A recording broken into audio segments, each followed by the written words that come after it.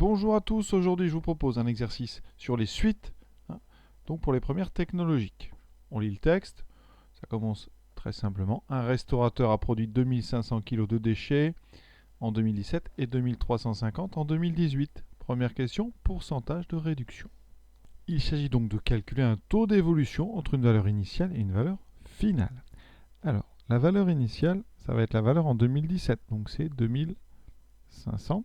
La valeur finale, c'est 2350. On voit bien qu'il y a une perte, une baisse, et on cherche justement quel est le pourcentage justement de réduction.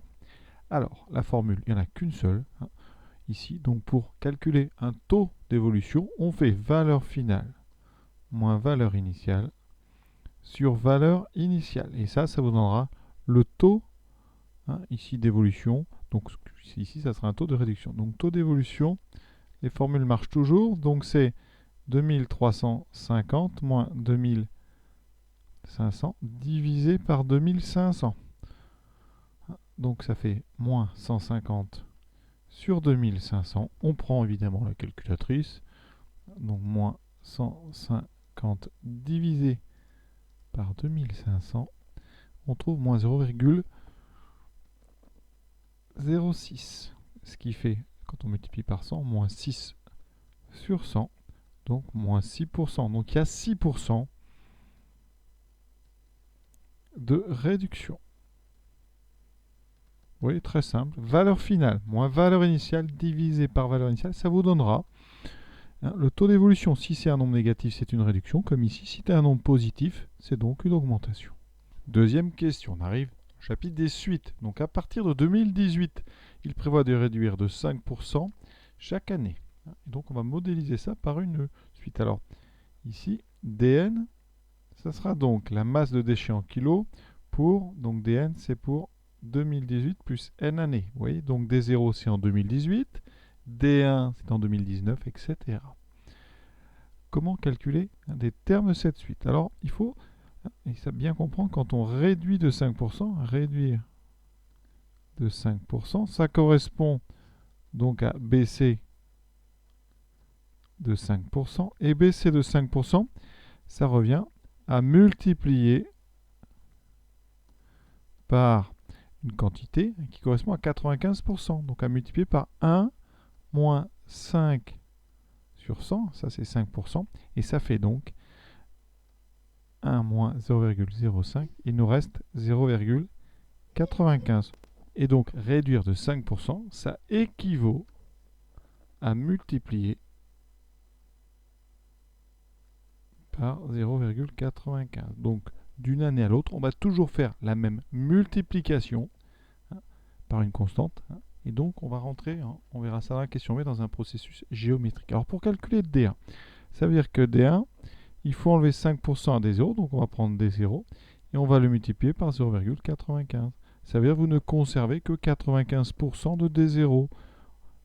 On fait donc la valeur de D0, 2350 fois 0,95, et ça va nous donner la valeur de D1. Et vous voyez, ça donne 2232,5. Ensuite, D2, eh bien, ça va être exactement la même chose.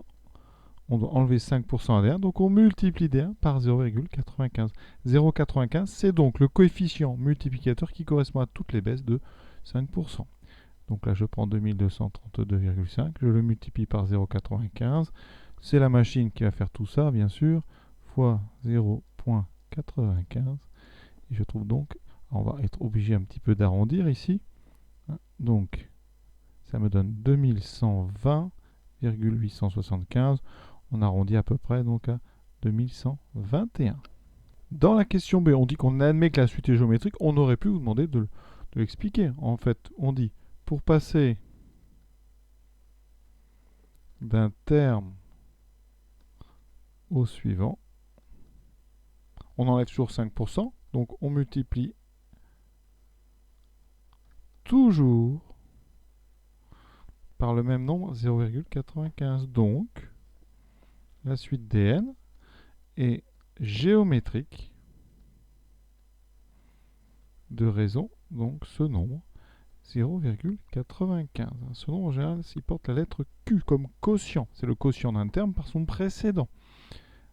Quelle est la raison? Eh bien, je vais la donner. La raison, c'est donc 0,95. Troisième question. Alors, on vous donne encore des choses, mais on aurait pu les démontrer.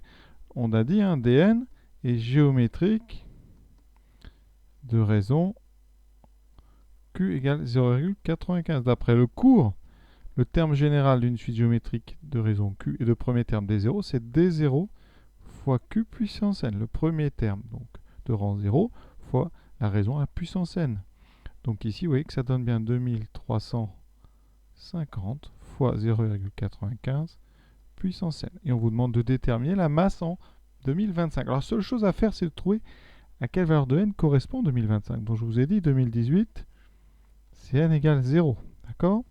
Donc 2019, c'est n égale 1. Alors soit vous comptez sur vos doigts, vous débrouillez. Il faut voir comment on a 2025. Alors ici, pour aller de 2018 à 2025, on fait plus 7. 18 plus 7, ça fait 25. Donc ici, on va faire pareil, plus 7. Donc ça correspond à n égale 7. Donc on calcule D7. D7, ça fait 2350 fois 0,95 à la puissance 7. Encore une fois, c'est la calculatrice qui va faire le travail. Donc 2350 fois 0,95 puissance 7. Ça me donne donc ici 1641,1. Donc on enlève ça. Donc à peu près 1641. Donc on va mettre virgule. Voilà. On donnera le résultat arrondi. Toujours bien lire les questions. On donnera le résultat arrondi au kilo. Donc si j'arrondis, c'est donc à peu près 1641 kilos en 2025. Quatrième et dernière question. Recopier, compléter l'algorithme suivant. C'est un petit algorithme. On pose d égale 2350. Donc ça, c'est la valeur initiale de la suite, premier terme. Et après, for n in range, donc 15. Ça veut dire qu'on va faire 15 boucles, exactement 15. Et dans chaque boucle, on va calculer le terme suivant dans la suite. Alors, ici, on va utiliser la relation de récurrence. Pour aller d'un terme au suivant, je vous ai dit, donc pour aller d'un terme au suivant, pour avoir dn plus 1, il faut prendre dn et le multiplier par 0,95. Ça, c'est ce qu'on appelle une relation de récurrence. À chaque fois, on multiplie par 0,95.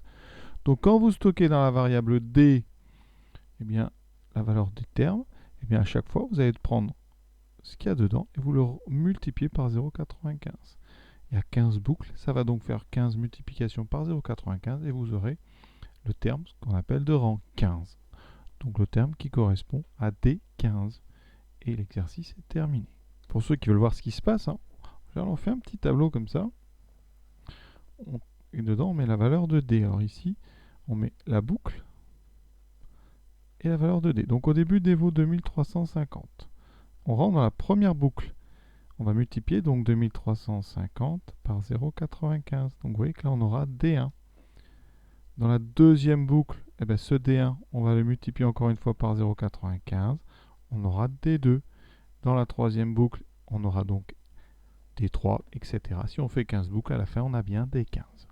Et pour ceux qui veulent encore s'entraîner sur les suites, je vous propose cet exercice. À bientôt.